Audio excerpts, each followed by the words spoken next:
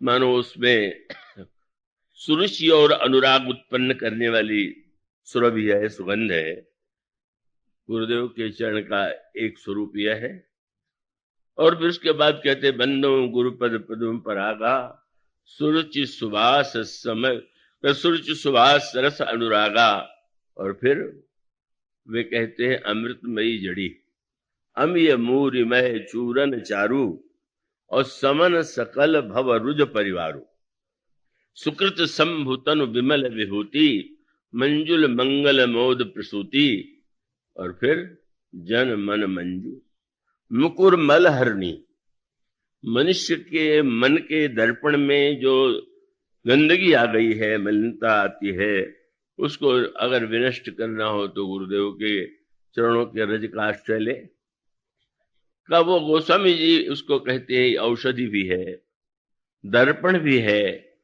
मानो मनुष्य को गुरुदेव की कृपा से अंतर्दृष्टि, आत्मनिरीक्षण और जो उसके जीवन के अनेक मानसिक रोग हैं वो अमीय मूर्यमय चूरन चारु समन सकल भव रोग परिवारु। अगर हम मन के रोगों को दूर करना चाहते हैं तो गुरुदेव के चरण की धूल अमृतमयी औषधि है। अगर हम मन दर्पण को स्वच्छ करना चाहते हैं तो गुरुपद रज मृदु मंजुल अंजन नयन अमीय। का वो दर्पण में ही नहीं, दर्पण के साथ दृष्टि भी तो चाहिए। तो गुरुदेव के चरण की धूल के द्वारा अंजन यदि बना लिया जाए, भौतिक अर्थों में आप अंजन न बनाइएगा कि उसको आप सचमुच ले जा करके। अंजन का अभिप्राय है कि जब हम गुरु के चरणों का ध्यान करते हैं तो हमारे हमें देखने की एक दृष्टि प्राप्त होती है। नैन अमीय दृगदोष विभंजन और तही करी विमल विवेक विलोचन वर्णो राम चरित गौ भव लोचन। दो बातें बड़े महत्व की। व्यक्ति के पास दृष्टि है और दृष्टि के द्वारा यदि वह देखता भी है तो बहुधा दूसरों के दोष देखता है और अपने गुण देखता है। इसके स्थान पर जो साधक है, जो आत्म कल्याण चाहता है, वह भी इन दोनों का प्रयोग करता है, दोष दर्शन और गुण दर्शन। दोष दर्शन वह अपनी ओर दृष्टि डाल करके स्वयं अपने आप में दोष देखता है, और गुण दर्शन के लिए उसको गोस्वामी जी ने जैसा कहा कि उस श्री गुरुपद नख मणिगण ज्योति सुमिरत दिव्य दृष्टि होती। और उसके पश्चात उन्होंने कहा कि सूझई राम चरित मणिमानिक का उसके द्वारा हमें वो दृष्टि प्राप्त होती है गुरु की कृपा, गुरु की सेवा से, कि जब हम भगवान के गुणों का दर्शन करते हैं। तो इस तरह से गोस्वामी जी का एक मूल तात्पर्य ये है कि वस्तु व्यक्ति में क्षमता तो दोनों ही विद्यमान, दोष दर्शन की भी और गुण दर्शन की भी। अगर संसार में दोष देखें तो मनुष्य के हृदय में द्वेष आता है, घृणा आती है और अपने प्रति अभिमान का उदय होता है। और अगर दूसरों में गुण देखें तो व्यक्ति में राग का उदय होता है। और व्यक्ति में राग का उदय होना वह कल्याणकारी नहीं। राग तो ईश्वर में ही होना चाहिए, और वह तब संभव है कि जब व्यक्ति के स्थान पर भगवान के गुण व्यक्ति को दिखाई देने लगे। तो इसका मूल तात्पर्य यह है कि जब हम अपनी दोनों वृत्तियों का सदुपयोग करते हैं तो हमारे अंतर मन में, हमारे अंतर जीवन में परिवर्तन आता है, और वह परिवर्तन कल्याणकारी होता है। देवर्षि नारद की समस्या क्या थी? मानो यूं कह लीजिए, उसको अगर व्यंग्यात्मक भाषा में कहें, उसको स्थूल अर्थों में न लें, तो जहां पर आपने देखा होगा यज्ञोपवीत होता है, उपनयन होता है, कृपा करके अभी से कुछ लोग सोने की दिशा में बढ़ रहे हैं तो आप बाद में सो लीजिएगा, लेकिन यहाँ तो आप जरा चैतन्य रहे। तो उपनयन में ब्रह्मचारी के लिए जो व्रत बताए जाते हैं, उसमें व्रत बताया जाता है कि तुम दर्पण में अपना मुख मत देखना। तो उसका तात्पर्य यही है कि अब तुम्हें कोई श्रृंगार की भावना तो जागृत नहीं करनी है कि दूसरों की दृष्टि में हम सुंदर बने, और तुम ब्रह्मचर्य की दृष्टि से जो दर्पण है उसका भी ब्रह्मचारी त्याग करे। और जो 8 से ब्रह्मचर्य की रक्षा के लिए ये नियम बताए जाते हैं, उसमें दर्पण न देखना भी है। तो व्यंग मानो ये है कि दर्पण न देखने का उद्देश्य तो ये है कि अगर दर्पण में व्यक्ति देख करके सुंदर बनने की चेष्टा करे और सुंदर बनने के बाद वो संसार के सौंदर्य को अपनी ओर आकृष्ट करने की चेष्टा करे, तो ब्रह्मचारी के लिए घातक है। पर नारद जी ने दर्पण देखने का अभ्यास ऐसा छोड़ दिया कि जहां दर्पण देखना चाहिए वहां भी दर्पण नहीं देखा। और दर्पण देखने का तात्पर्य है अपनी कमियों की ओर सजगता से देखना। तो उस समय देवर्षि नारद में जब काम को जीत लिया और इस स्वर्ग का लोभ भी उन्हें प्रेरित नहीं कर पाया, क्रोध भी नहीं आया, तो नारद जी के जीवन में अभिमान का उदय हुआ। और अभिमान का स्वभाव यही है कि व्यक्ति अपनी ओर देखेगा तो गुण देखेगा और दूसरे में दोष दिखाई देगा। तो मानो कुछ 2-4-10 दिनों के लिए सही नारद जी के जीवन में भी ऐसी वृत्ति आ गई, जब भगवान शंकर में भी उन्हें कमी दिखाई दी, भगवान विष्णु में भी उनको कमी की प्रतीति हुई। वो प्रसंग बड़ा विस्तृत है, पर वो दोनों मानो भगवान शंकर जगत गुरु हैं, तो शंकर जी में भी उनको कमी प्रतीत हुई।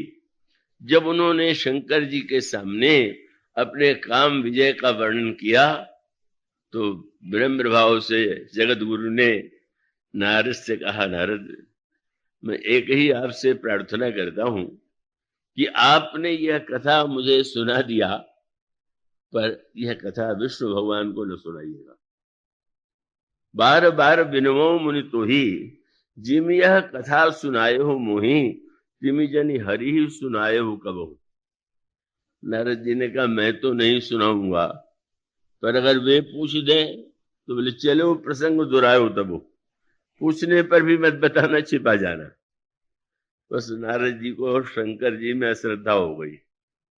ये क्यों कह रहे हैं कि विष्णु भगवान को मत सुनाना, ये क्यों कह रहे हैं कि पूछने पर भी छिपा लेना, ये तो हमको कपट की शिक्षा दे रहे हैं। भगवान के सामने तो सरल होना चाहिए, तो कपट की शिक्षा इसलिए दे रहे हैं कि शंकर जी को मुझसे ईर्ष्या हो गई है कि अभी तक तो मैं ही काम का विजेता माना जाता था, कहीं नारद का नाम न हो जाए, इसी जलन के मारे मुझे ऐसी उल्टी शिक्षा दे रहे हैं। तो नारद जी को उन्होंने जो उपदेश दिया था, सरलता का अर्थ यह तो नहीं हुआ आपने बहुत बढ़िया व्यंजन खाया हो, पर किसी कारण से न पचे और कह हो जाए, और जो आपसे मिलने आवे आप अपनी सरलता का दर्शन करने के लिए उसको दिखावे कि देखिए मैंने क्या क्या खाया है और ये सामने पड़ा हुआ है, तो आपकी ये सरलता वो तो सामने वाले व्यक्ति के मन में विकृति उत्पन्न करेगी कि कहाँ यहां मैं आ गया, जो अपना बमन दिखाता है।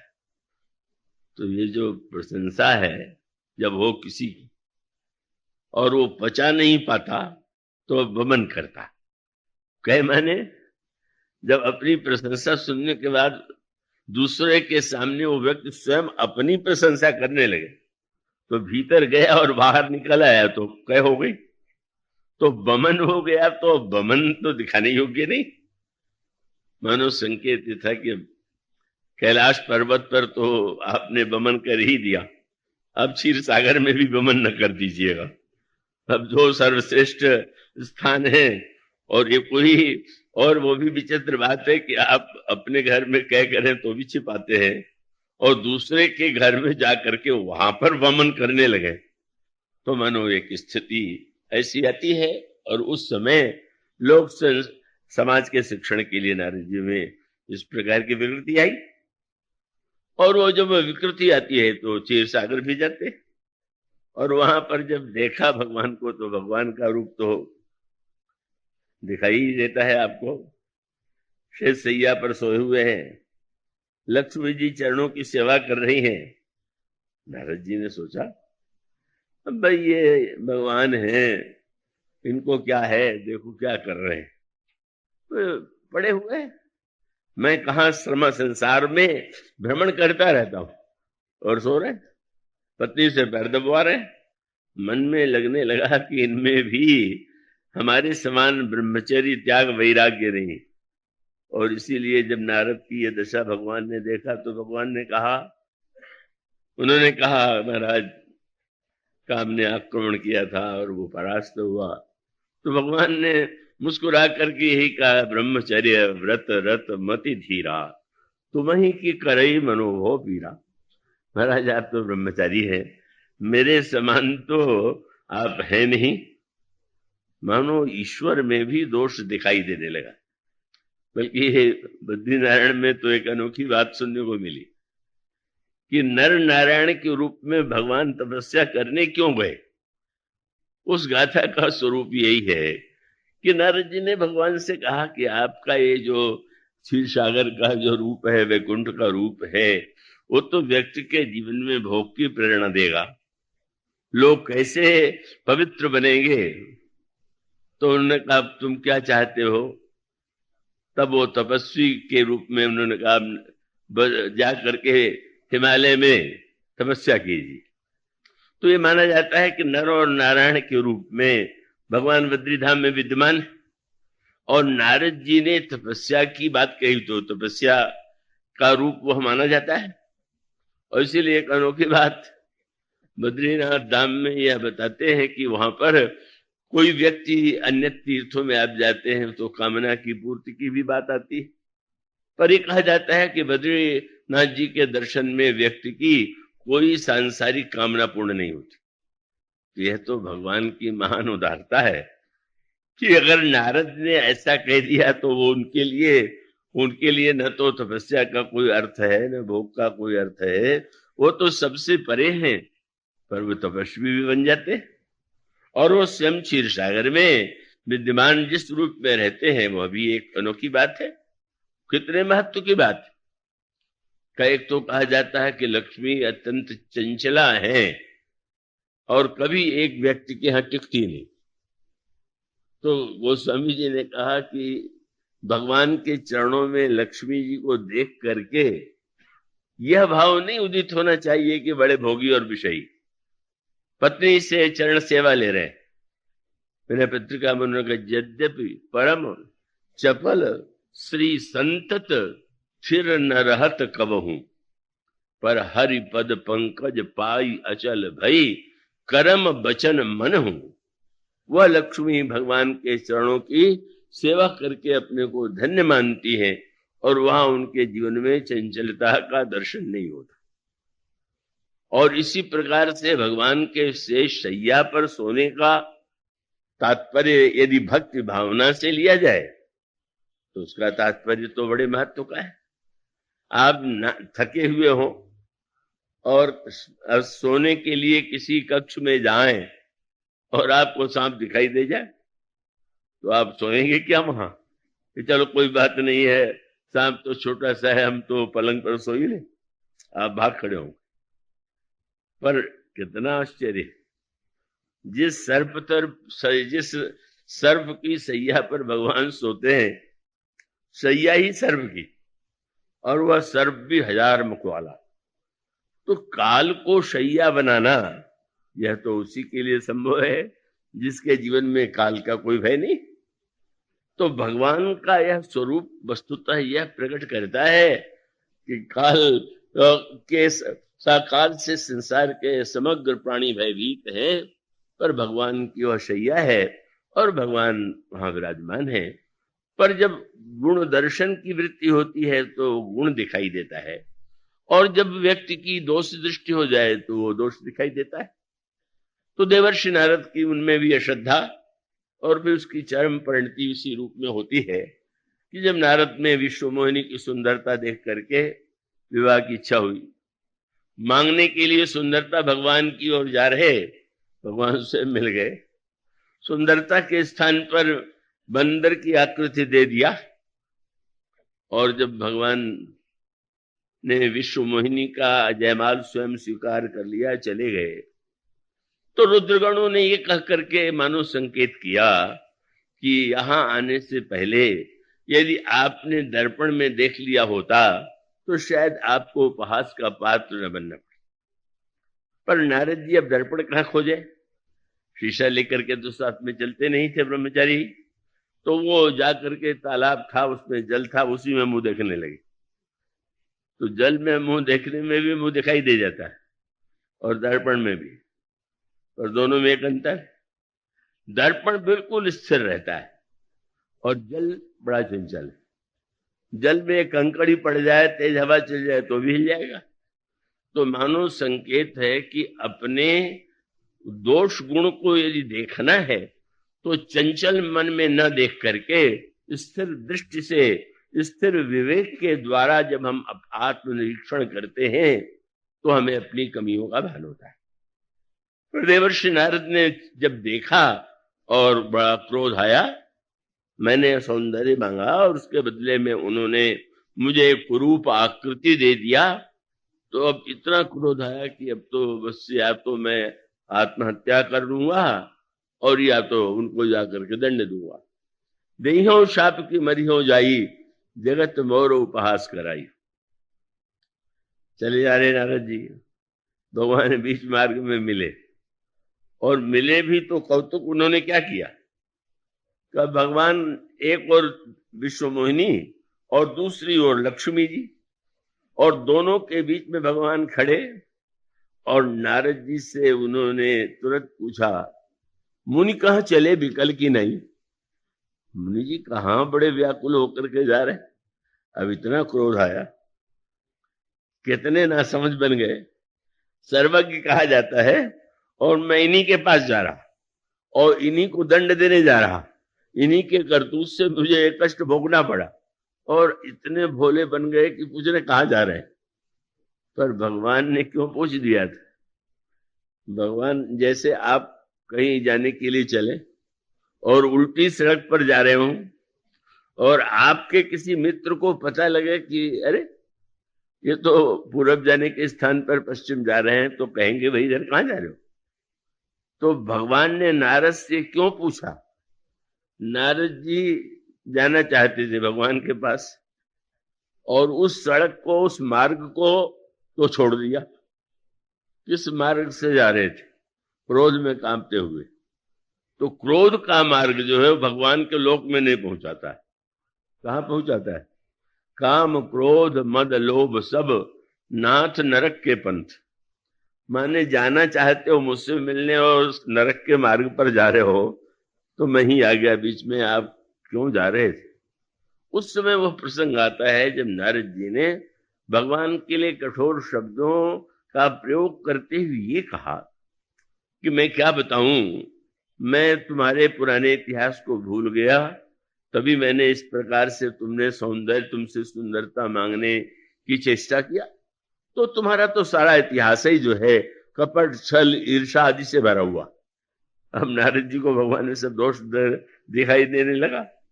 उस समय उनको याद आई, कितने बड़े स्वार्थी, आपने क्या किया?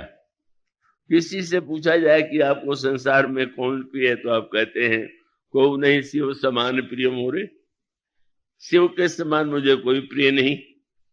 लेकिन विचित्र है, अन्याय तुम्हारा यह है कि जब मंथन हुआ तो असुरों ने भी तो परिश्रम किया था, असुरों को तो तुमने शराब पिला दिया।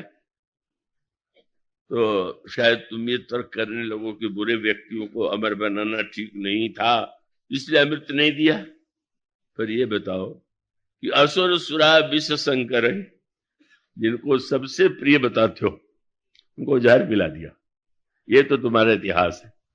असुर सुरा विष शंकर ही, और ये भी न समझना कि तुम बड़े त्यागी हो।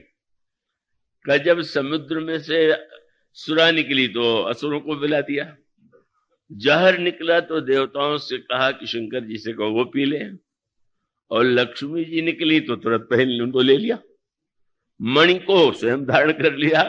तो असुर सुरा विष शंकर आप रमा मणि चार साधक कुटिल तुम सदा कपट व्यवहार। भगवान ने सुना पर यूं तो आश्चर्य होता है, भगवान ने शंकर जी को विष पीने के लिए क्यों कह दिया? उसके अनेक तात्पर्य हैं, पर एक तात्पर्य यही था, मानो भगवान का संकेत इसी का ये था कि पहली बार जब वेद समुद्र का मंथन हुआ और उसमें राम नाम का अमृत निकला तो आप अकेले पी गए। मानो राम नाम आपको छोड़ करके किसी के लिए भी आराध्य नहीं रहा, तो अब जब अकेले अमृत पी गए तो आज अकेले विष भी पी जाइए।